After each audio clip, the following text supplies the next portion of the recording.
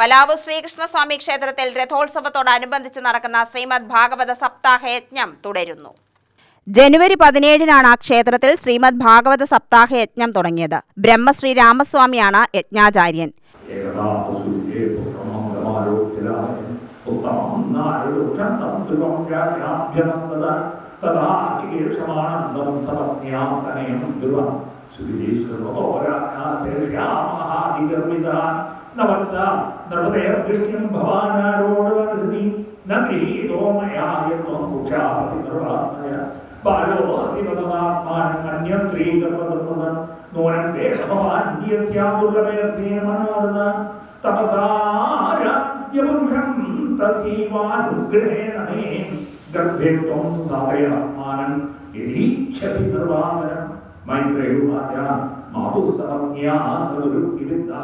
PS Gopalakrishnan, Sunanda Anand എന്നിവർ സഹ ആചാര്യന്മാരാണ്.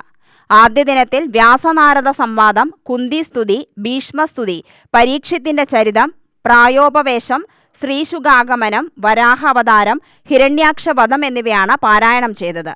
രണ്ടാം ദിനത്തിൽ കപിലോപദേശം, ദക്ഷയാഗം, ധ്രുവചരിതം, പൃഥുചരിതം, പുരഞ്ജനോപാഖ്യാനം, ഋഷഭാവതാരം, ഭാരതചരിതം എന്നിവയും പാരായണം ചെയ്തു.